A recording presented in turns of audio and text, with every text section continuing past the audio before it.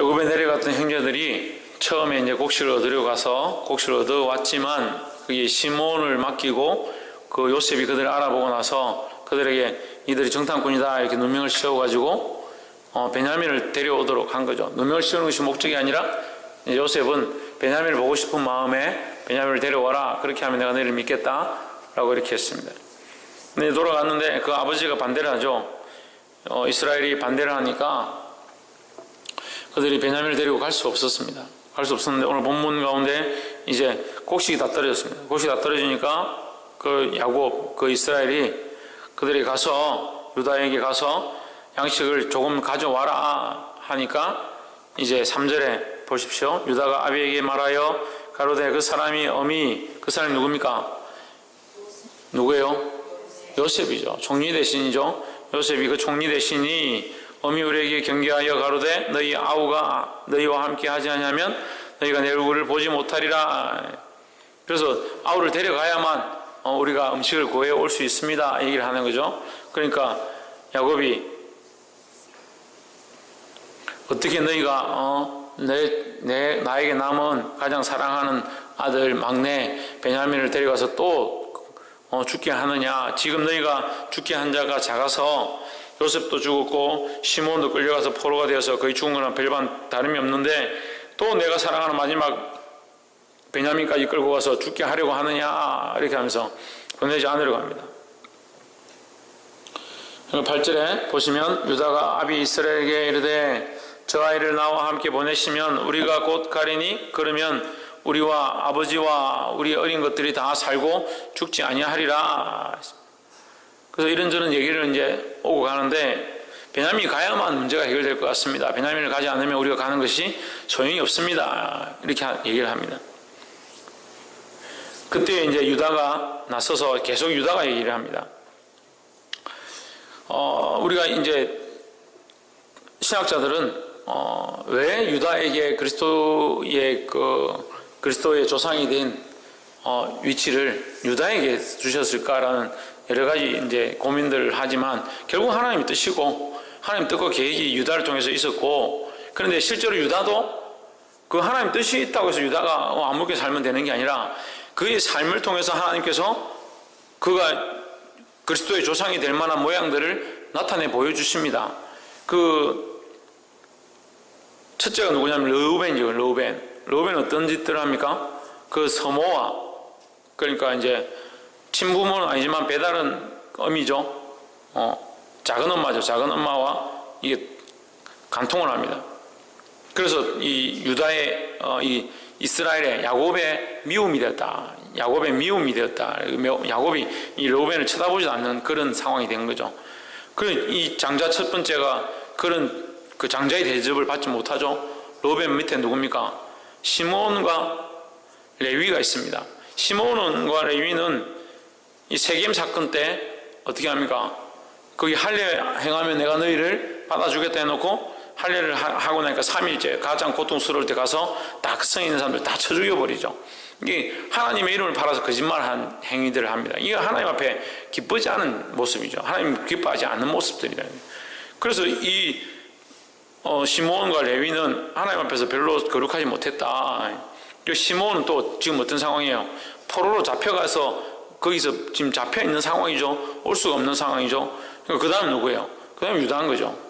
유다는 이제 넷째지만 유다가 이제 이 성경의 전반적인 지금 창세기에서 어떤 역할을 하느냐, 이 중개자의 역할을 자주 합니다. 유다가 나서서 죽이지 말자, 살리자 이런 일도 하고, 유다가 또 나서서 또 아버지에게 이 베냐민을 보내야 합니다 이런 일도 하고, 또 이제 내일 이제 유다의 그 모습에 대해서 얘기하지만 결국 유다가 중간에 서서 중보자의 역할, 중개자의 역할을 하고 자기가 이것을 지혜롭게 자기 책임을 지겠다라고 자기가 이제 모든 책임을 지고 앞장서는 모습들을 나타내고 있습니다.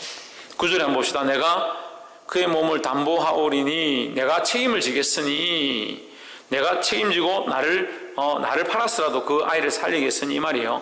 자기하고 베냐민하고 바꾸겠다 이 말이죠. 차라리 베냐민이 죽으면 나도 죽겠다 이런 각오를 하는 거죠.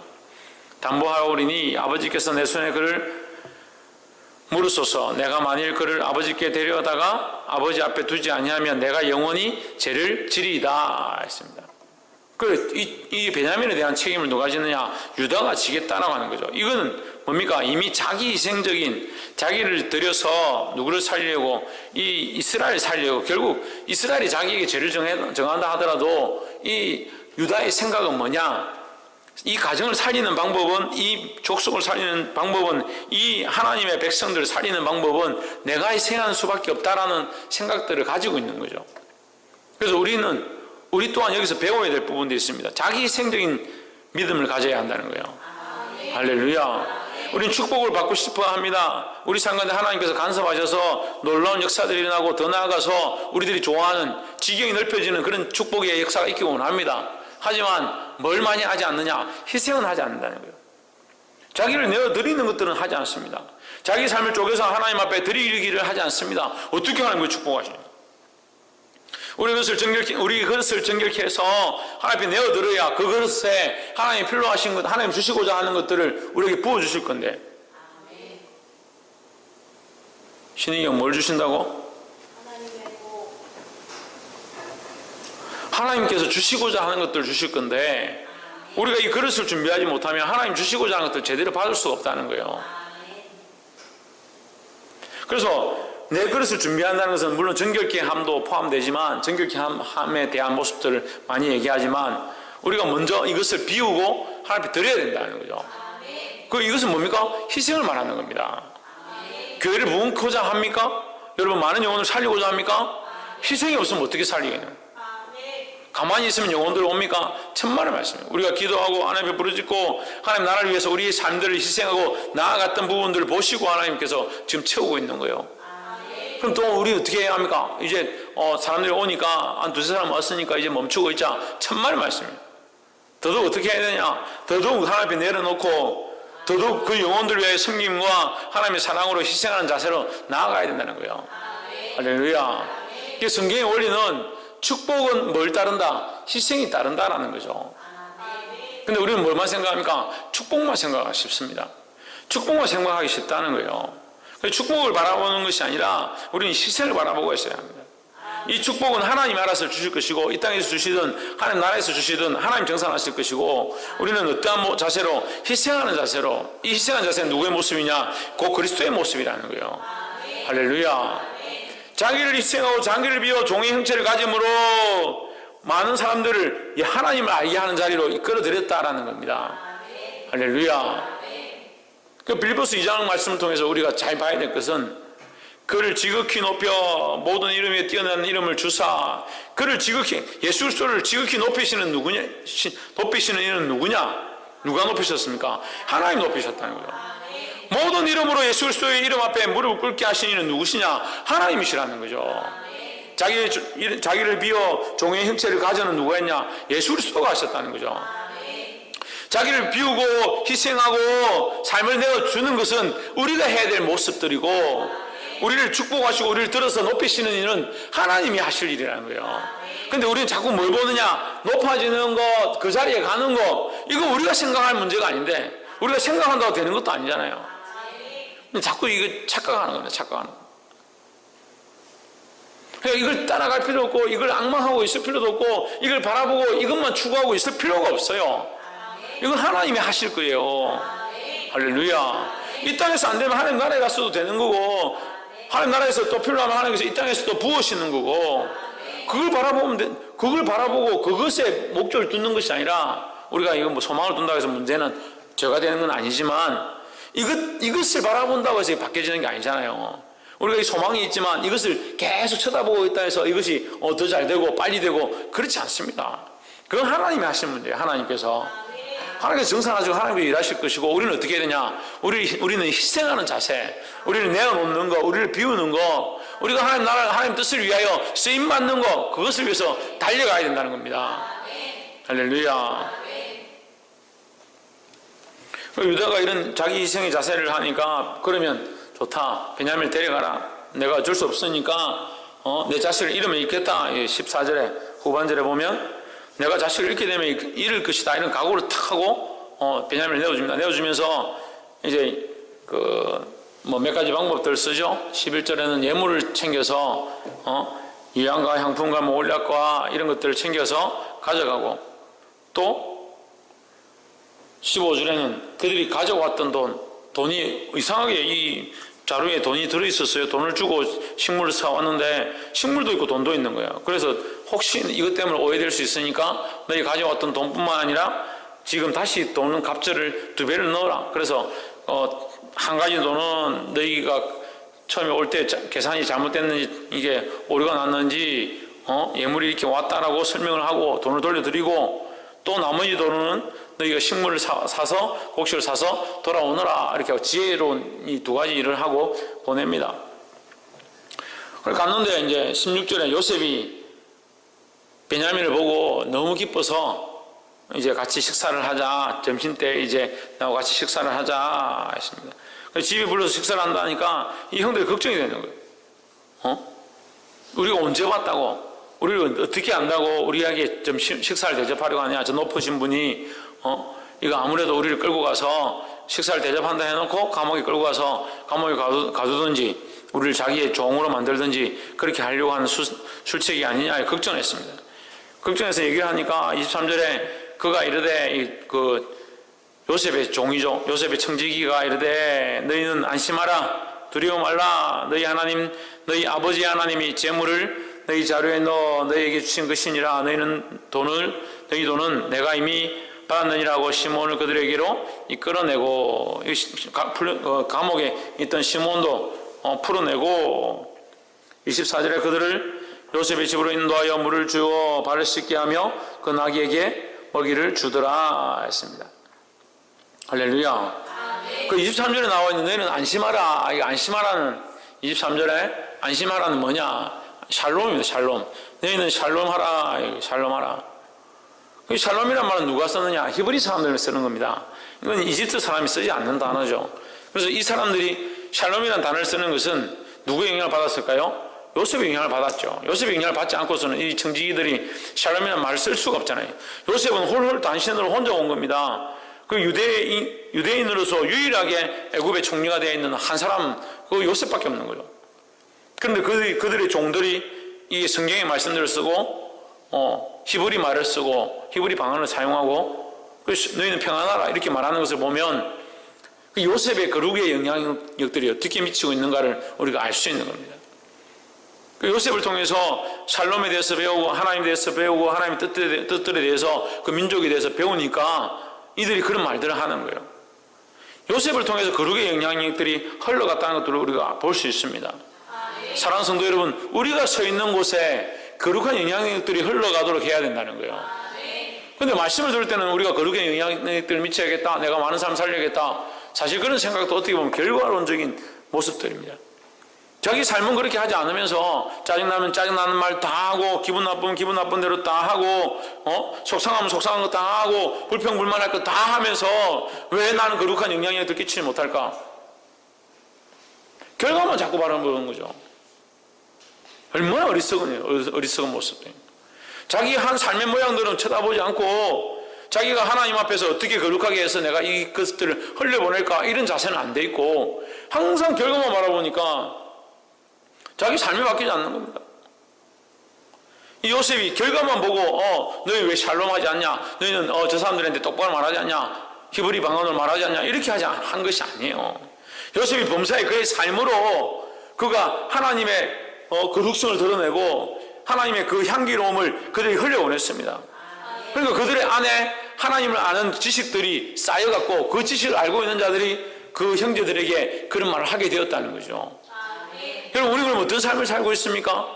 영향력을 미치는 삶을 살고 있습니까? 나의 삶을 통해서 많은 사람에게 은혜를 끼치고 그래서 그들이 하나님을 알아가도록 하고 있습니까? 아니면 그 결과만 바라보고 그들이 구원받아야 되는데, 교회에 와야 되는데, 예수 믿어야 되는데 그 결과만 바라보고 계속 그 결과만 왜 이루어지지 않는가, 왜 되지 않는가, 그것만 보고 기도하고 있는가요? 기도를 하지 않는 게 아니에요. 부르짖지 않는 게 아니에요. 하나님을 찾지 않는 게 아닙니다. 근데 조명이 잘못된 거예요. 무슨 조명이 잘못됐습니까? 삶의 모양이 없어요. 뿌리가 그리스도 안에 박혀있는 그 모양의 모습을 들고 삶을 걸어가는 것들, 그렇게 걸어가는 모습들을 사람들이 보고 아, 이 길이 바른 길이구나, 이걸 알 수 있게 해야 되는데, 예수님이 왜 십자가 길을 갔습니까? 이 길이 바른 길임을 본인이 스스로 몸소 행하셨다는 거죠. 우리 또한 그리스도를 따라서 우리의 삶을 주를 위해 살아가면 많은 사람들이 우리를 보고 이 길을 따라올 건데, 삶으로는 그렇게 살지 않고 왜 구원받지 않느냐, 왜 교회에 오지 않느냐, 왜 예수님 믿지 않느냐, 많은 사람들이 말을 하지 않아서 그렇죠. 실질적인 단어들을 쓴다면 내가 니를 보니까 교회 가기 싫다, 그런 단어를 쓸 수 있잖아요. 우리 삶이 그렇지 못하다면, 우리의 삶의 모양이 향기 나는 삶이 되지 못한다면 누가 주님 앞에 돌아오겠냐는 거예요. 날마다 부르짖어 눈물을 흘리고 땅을 치고 애통하면 뭐합니까?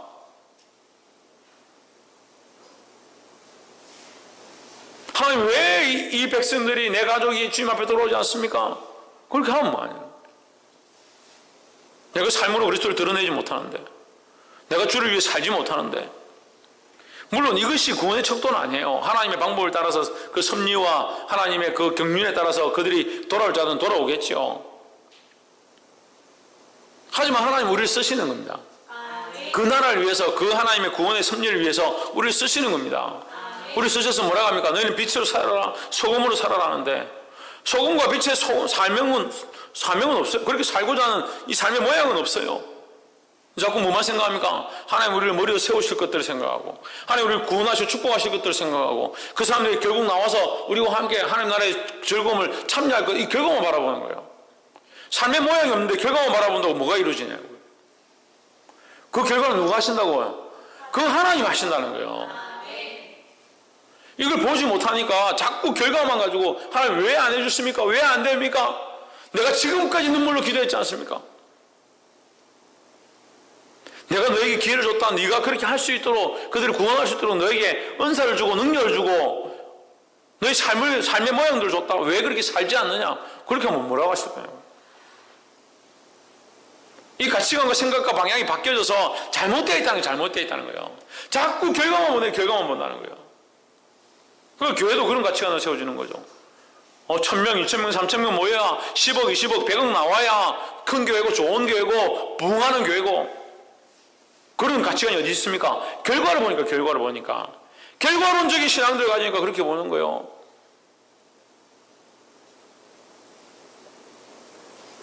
왜 그것을 하나님께 맡기지 않느냐 모르겠어요. 성경을 거꾸로 보고 있습니다. 그 결과의 주인은 누구십니까? 하나님이시고, 우리는 뭘 맡았느냐? 우리는 주인이 아니지만 뭘 맡았느냐? 우리의 삶의 인생과 그 시간들을 맡았다는 거예요. 그 인생을 뭘 해야 됩니까? 지금 내가 수고하고 농부로서 하나님 주신 이 사명들을 맡아서 수고해야 되는데, 섬겨야 되는데, 봉사해야 되는데, 희생해야 되는데, 이 길은 가지 않으면서 자꾸 결과만 보고 있는 거예요. 결과만 바라보고 있잖아요. 왜 이루어지지 않습니까?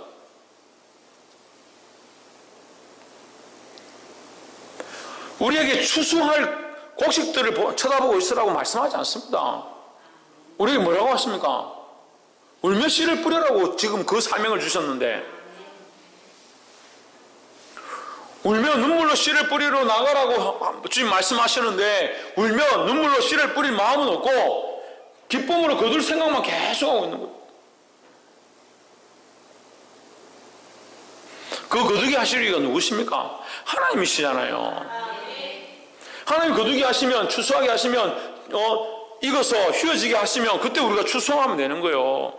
근데 자꾸 이것만 바라보고 있으니까 이 삶이 안 되는 거예요. 보게 되기를 주의 이름으로 축원합니다. 26절, 요셉이 집으로 오매 그들이 그 집으로 들어가서 그 예물을 그에게 두고 땅에 엎드려 절하니 했습니다. 이게 뭘 우리가 이 생각이 납니다. 이 보면 그들이, 그 형제들이 요셉에게 어떻게 했다? 땅에 엎드려 절했다. 땅에 엎드려 절하는 게, 요셉에게 형들이 왜 엎드려 절합니까? 이것은 무엇이 이루어진 겁니까? 요셉의 꿈이 이루어진 겁니다. 할렐루야. 요셉이 우리와 똑같은 가치관과 모양들을 가지고 있었으면 요셉도 그러고 있을 거잖아요. 꿈이 이렇게 하나님 꿈을 주셨는데 왜 이 결과가 이루어지지 않는가? 그 꿈이 왜 내게 이루어지지 않는가? 그렇게 하고 있었다면 요셉은, 지금 이 말씀에 나온 요셉은 존재할 수가 없는 거예요. 요셉은 어떻게 하느냐? 하나님께서 나에게 꿈을 주셨지만 나는 포로로 끌려왔다. 그래서 나는 주님 떠난다. 그게 아니라 포로로 끌려왔다. 나는 버려진 것 같았다. 감옥에 갇혔다. 하지만 나는 주님과 함께 할 것이고 하나님 나와 함께 하시면 안다 하는 거예요. 그 믿음으로 살아왔습니다. 그리고 그 삶 가운데 하나님과 동행하는 삶을 살아가는 거예요. 할렐루야. 희생이 따르고 때론 슬프기도 하고 때론 괴롭기도 하고 외롭기도 하고 그 수많은 시간을 그 타지에서 믿음으로 살아냈다는 겁니다. 할렐루야. 그의 삶이 그러하니까 그와 함께 있는 자들 가운데 하나님의 그 영향력들이 흘러가게 되어 있다는 거예요. 할렐루야. 요셉과 같은 믿음으로 살아가기를 주의 이름으로 축원합니다. 그러니까 이 꿈이 이루어지는 거죠. 하나님이 이루시게 하는 것이죠. 옆에서 한번 보십시오. 꿈은 하나님께서 이루어 주십니다. 꿈은 누가 이루어 주신다고요? 하나님께서 이루어 주신다. 우리는 뭘 해야 합니까? 우리 삶에서 주님께서 주신 사명을 따라 살아가는 일들을 해야 되는 거예요. 할렐루야.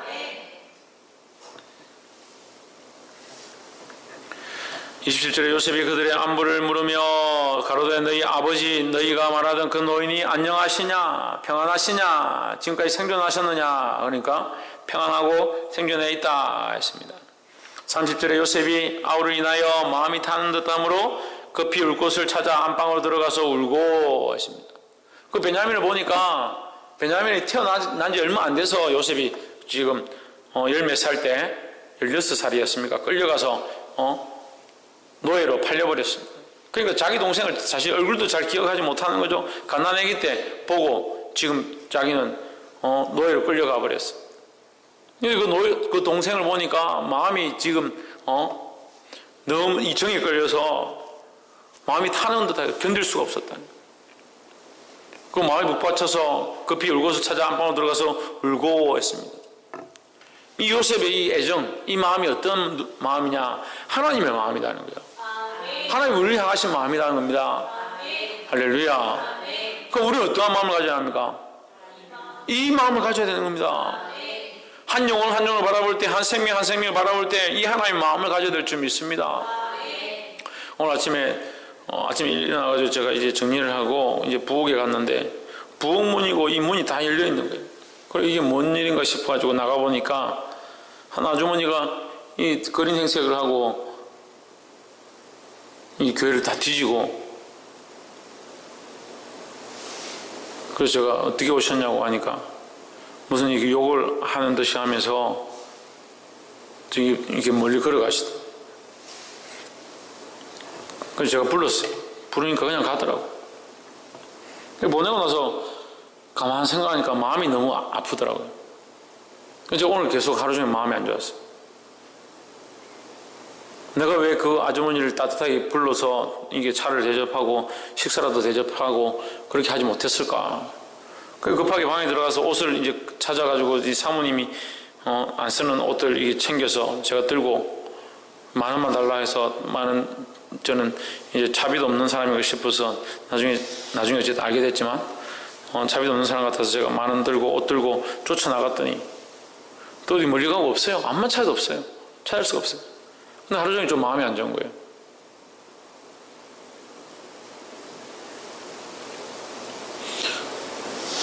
그래서 제가 느끼는 게 뭐냐, 저와 일면식도 없고 저하고 아무 관계 없는 사람이지만 우리가 하나님의 마음으로 주의 사랑으로 저 영혼을 대할 수 없었을까, 그런 마음이 드는 거예요. 그래서 제가 하루 종일 마음이 안 좋은 것이 그 영혼을 사랑하는 마음, 그 영혼을 불쌍히 여기는 마음이 내 안에 있구나, 그걸 제가 느꼈어요. 사랑하는 여러분, 영혼을 불쌍히 여기는 것은 사람을 알고 어떠한 사람을 만나고 그거 관계없습니다. 하나님의 사랑으로 사랑하는 거죠. 할렐루야. 이 사랑을 가지게 되기를 주의 이름으로 축원합니다. 여러분, 이 기도하고 하나님의 마음을 가지기 시작하면 이 마음이 가져져요. 그 나에게 잘해주지 않고 나를 미워하는 사람이라 하더라도 주의 사랑을 불쌍히 여길 수 있는 마음이 있습니다. 옆에서 한번 보시죠. 하나님의 마음을 가집시다. 33절에 그들이 요셉이 앞에 앉되 그 장류로 차서대로 순서대로 앉히운 바 되니 그 순서대로 앉혔습니다. 나이대로 차례도 앉혔습니다. 이것을 보고 이상히 여겼더라. 이상히 여길 게 없죠. 요셉이 다 아니까 저 사람이 첫째고 둘째고 셋째고 아니까 순서대로 앉힌 거죠. 그 사람들 입장에서 뭐예요? 와, 신기하다. 우리 나이를 어떻게 알고 이렇게 앉혔을까 생각하는 거죠. 우리가 하나님의 역사를 알면 감사하고 신기하고 놀랍지만 세상 사람들이 보기에는 그걸 이해할 수가 없는 거죠. 이해가 안 되는 거죠.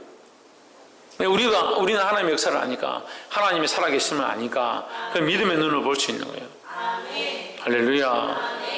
34절에 요셉이 자기 식물로 그들에게 주되 베냐민에게는 다른 사람보다 5배나 주매 그들이 마시며 요셉과 함께 즐거워하였더라 했습니다. 자, 여기에 뭐가 있습니까? 즐거움이 있습니다. 즐거움. 앞에 이제 샬롬이라는 표현을 하고 있고, 샬롬이 있을 것이다. 너희가 평안하냐 이렇게 묻고, 청지기가 샬롬이라 얘기하고 요셉이 평안하냐 묻고 34절에서 즐거워함이 있다. 그런데 즐거워함이 있을 수가 사실 없는 상황이죠. 그들이 지금 시몬이 포로로 잡혀있다가 풀려난 상황이고, 또 베냐민이 어떻게 될지 모르고 있는 상황이고, 자기 가족들은 굶고 있는 상황이고, 요셉은 형들을 바라볼 때 자기를 팔아버린 어떻게 보면 원수와 같은 존재인데, 거기서 즐거움과 이 기쁨이 서로 평화가 이 안에 있다.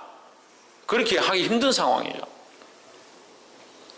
그런데 여기 34절에서 중요한 사실이 있습니다. 요셉이 자기 음식을 그들에게 주는데, 요셉은 총리잖아요. 높은 사람이잖아요. 높은 사람이 자기의 것을 사람들에게 나눠주는데 어떻게 주느냐?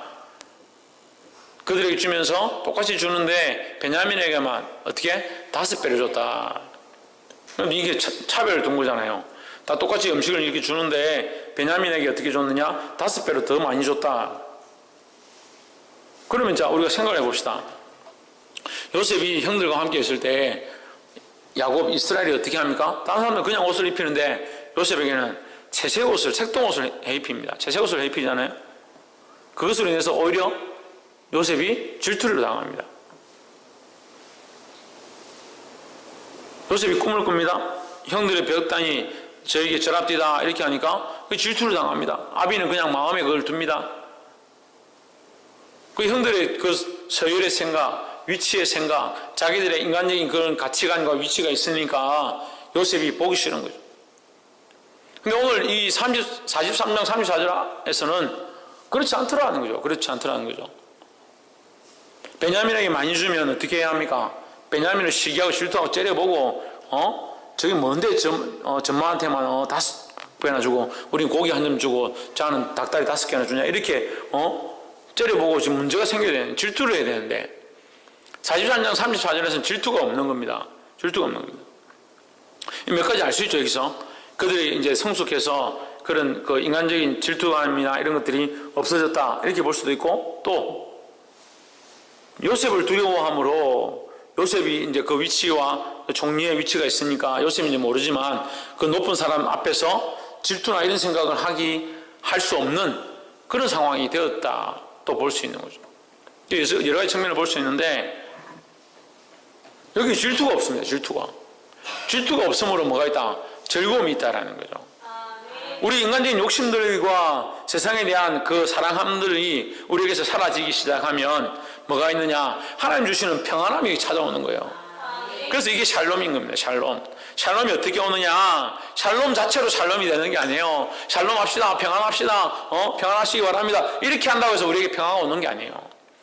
우리 안에 세상적인 욕심을 버리고 하나님 나라의 소망을 두고 하나님을 두려워하는 자리 가운데 있으면, 할렐루야, 이 자리가 네 자리고 이것을 내가 좀 더 받아야 되고 나는 왜 더 주지 않느냐, 계속 그렇게 하고 있으니까 우리 안에 누구 있죠? 수급비가 좀 덜 나왔다든지 요금이 좀 많이 나왔든지, 그럼 잠을 못 자고 전화를 하고 찾아가고 자기 스스로가 그것 때문에 스트레스를 받아서 피곤해하는 줄 자기가 모르는 거예요. 근데 우리도 똑같아요. 인간적으로 보면 우리도 똑같아요. 손해보고 똑같이 살아가는데 자기가 다른 사람들보다 조금 손해본다 하면 그걸 견디지 못하는 거예요. 그러니까 평안함이 없어요. 왜? 이 땅에 소망을 두고 있는 가치관들을 들고 있으니까. 하나님을 두려워하고, 따라합시다. 하나님을 두려워하고 하늘에 소망을 두자. 하나님을 두려워하고 하늘에 소망을 두면 이 땅에서 내가 좀 손해보는 거, 이 땅에서 좀 빼앗기는 거, 이거 아무렇지도 않습니다. 할렐루야. 그렇게 되면 뭐가 따라오느냐? 샬롬이 따라오는 거예요. 샬롬이 따라오는 거예요. 근데 이 샬롬은 샬롬 중에서 제일 높은 대장이 있어요. 누굽니까? 예수 그리스도입니다. 그래서 예수 그리스도를 평화의 왕이다 하는 거죠. 예수님은 자기를 비워 종의 형체를 가져 내어주셔서 끝까지 다 내어주시고 자기 생명까지 내어주시고 자기 위치와 모든 것까지 다 내어버리셨습니다. 그러니까 샬롬하고 평화하고 아무런 어떠한 상황에서도 평안함을 누릴 수 있는 거예요. 할렐루야. 이 그리스도의 모습을 닮아가기를 주의 이름으로 축원합니다. 왜요? 하늘의 소망을 바라보았기 때문에. 예수 그리스도께서 하늘의 소망을 바라보고 모든 것을 희생하고 버리실 수 있었던 것처럼 우리 또한 예수 그리스도를 따라 하늘의 소망을 둠으로 이 땅의 모든 것들을 희생하고 내어줄 수 있는 그런 자들의 삶을 살게 되기를 주의 이름으로 축원합니다. 기도하겠습니다. 이 시간 말씀을 기록하면서 하나님 앞에 함께 통성으로 기도하겠습니다. 통성으로 이 말씀들 앞에 기도하고 하나님, 우리가 세상의 것들을 벗어버리고 세상에서 우리의 삶을 살아서